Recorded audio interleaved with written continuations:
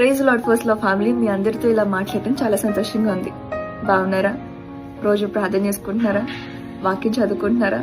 దేవునితో మాట్లాడడానికి, ఆయనని అనుభవించడానికి సమయాన్ని కేటాయిస్తున్నారా? ఫలభరితమైన జీవితాలు కావాలని మనం అంతా కోరుకుంటాం, కానీ ఫలించడానికి కావాల్సిన విత్తనాలు మాత్రం వేయడానికి వెనకడుగు వేస్తూ ఉంటాం. నేను మంచి జీవితాన్ని జీవిస్తున్నాను, నా ప్రవక్తని చాలా జాగ్రత్తగా కాపాడుకుంటున్నాను, ఎదుటి వారికి సాయం చేయాలనే ఉద్దేశంతోనే ఉంటానక్క, అయినప్పటికీ నా జీవితం ఎందుకు ఫలించట్లేదు అని కొంతమంది యవనస్తులు చాలా పెద్ద డైలమాలో ఉన్నారు. వాళ్ళలో మీరు కూడా ఒకలైతే ఈరోజు దేవుడు మీతోనే మాట్లాడుతున్నాడు.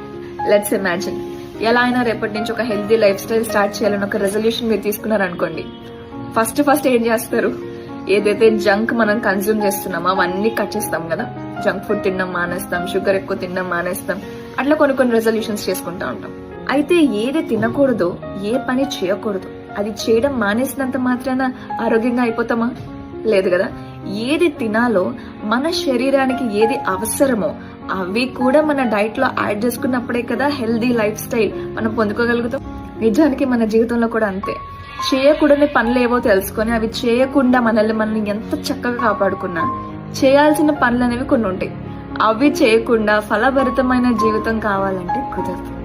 మనందరికీ బాగా తెలిసిన ఒకటో కీర్తన రాయబడి ఉంది కదా, దుష్టుడు ఆలోచన చెప్పున నడవక, పాపుల మార్గంలో నిలవక, అపహాసకులు కూర్చున్న చోట కూర్చుండక. ఈ 3 చేయొద్దురా బాబు అని చెప్పినప్పుడు చాలా చక్కగా చేయకుండా బాగా పాడిస్తున్నాం. అయితే దాని కింద రాయబడి ఉంటది కదా, యెహోవా ధర్మశాస్త్రమును ఆనందించుచు దివారాత్రము దాన్ని ధ్యానించేవాడు ధన్యుడు. అంటే ఆ 3 చేయకుండా ఉండడంతో పాటు ఈ 2 కూడా చేసిన వాడు ఆకు వాడక తన కాలమందు ఫలమిచ్చు చెట్టు వలె ఉంటాడని రాయబడింది. ఫలభరితమైన జీవితం కావాలని కోరుకుంటున్నారా? అయితే చేయకూడని పనులు చేయకుండా మీ నడవడికని శుద్ధి చేసుకుంటూ చేయాల్సిన పనులు చేసి, అంటే దేవుని వాక్యాన్ని ధ్యానించి దీని యందు ఆనందించి ఆయనకి దగ్గరై చూడండి. ఆయనకు దగ్గరైనప్పుడు మనం ఫలించడం మొదలు పెడతాం. ఎందుకంటే జీవితంలో అసాధ్యంగా అనిపించే కార్యాలు కదలడం మొదలు పెడతాయి. దేవుని వాక్యం చెప్తుంది కదా, శక్తి చేత కాదు, బలము చేత కాదు, దేవుని